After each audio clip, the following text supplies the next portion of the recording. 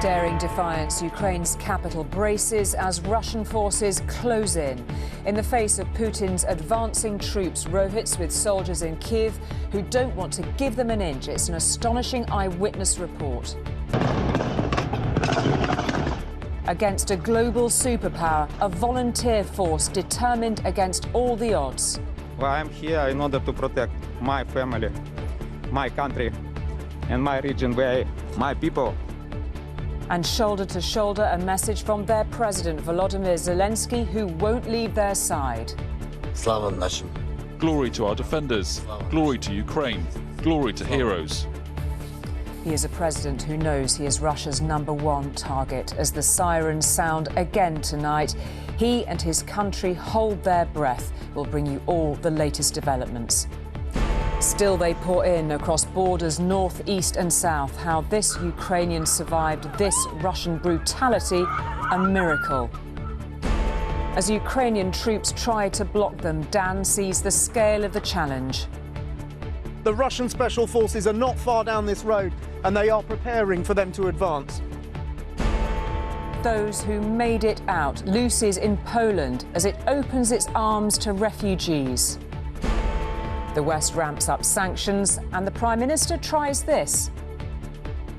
And to my Russian friends, я не верю, что эта война от вашего имени.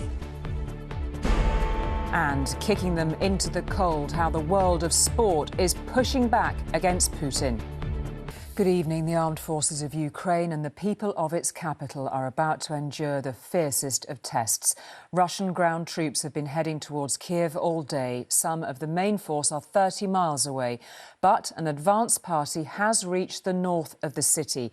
An ITV news team has filmed the first street fighting in Kyiv as gun battles broke out. This morning, Ukraine's President Zelensky appealed to the West for help. Sanctions are not working, he said, and Ukraine had been left to fight the Russians alone.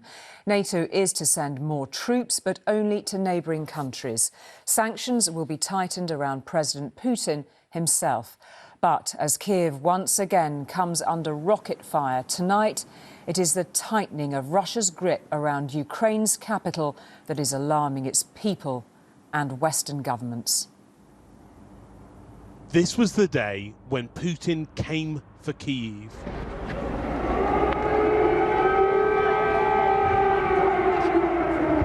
When every move, every sighting of Ukrainian soldiers begged the question, is this the moment?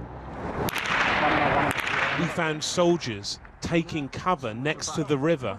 Watch your back. Watch. Explosions and gunfire, a face-off across the bridge.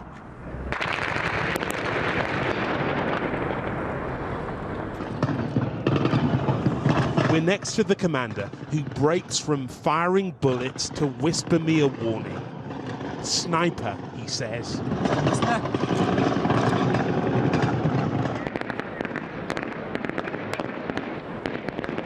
Ukrainian troops backed away, Russian soldiers in the distance. The commander moves forward, closer to the riverbank, as everyone else is told to leave. You might have to come out the subway.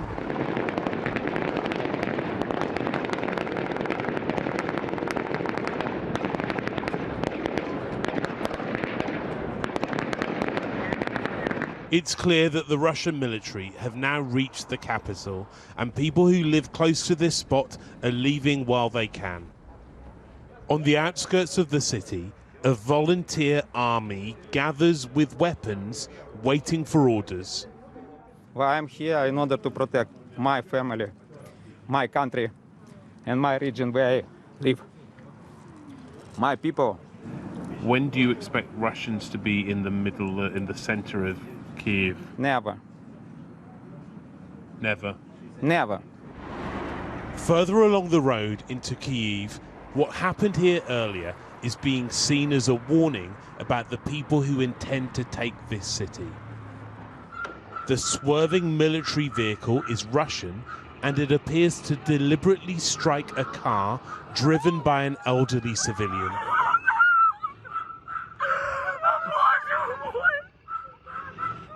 He was rescued and survived.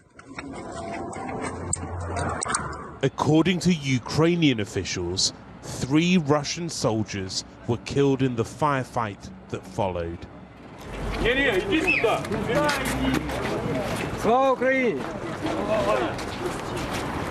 And so the queues are growing. Men volunteering to fight. These are some of the thousands who came to collect their weapons today, wondering whether they will use them, and if so, when. Rohit Katru, News at 10, Kyiv. Well, Ukraine's President Zelensky urged his troops on tonight in a video that aimed to show that he had not left the capital. 18,000 guns and sets of ammunition have been handed out to Ukrainian reservists. People who live in Kyiv have been shown by state television how to make Molotov cocktails, petrol bombs, to defend their city. If the heroism of one group of Russian soldiers protecting an island in the Black Sea is anything to go by, Ukrainian soldiers, we should of course say, the Russians really do have a fight on their hands. It is only day 2, but so far it does not appear to be the lightning Russian advance that had been both anticipated and feared. This is Sumy, just a few miles inside Ukraine's northern border, and resistance is clearly fierce. And here in the south, Russian forces pushing from Crimea towards Kherson have taken visible casualties in both armour and men, but so too have the Ukrainians. This military convoy apparently cut to pieces as it moved towards the battlefield. Around Kiev, Russian attack helicopters joined the battle for a second day trying to capture Hostomel airfield. They failed to secure it yesterday. Its importance to the capture of Kiev suggests they'll keep trying. The chief target, and the reason Ukrainian troops fought with such urgency today, is the government here in the capital, who the Russians would dearly love to capture or kill.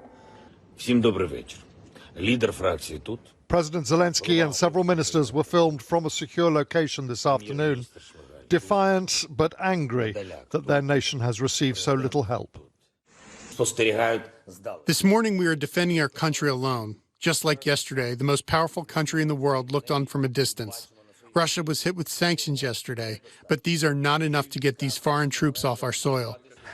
He offered Putin new talks, but this is how the Russian president, addressing the Ukrainian army, dismissed a man of Jewish descent, democratically elected by the Ukrainian people.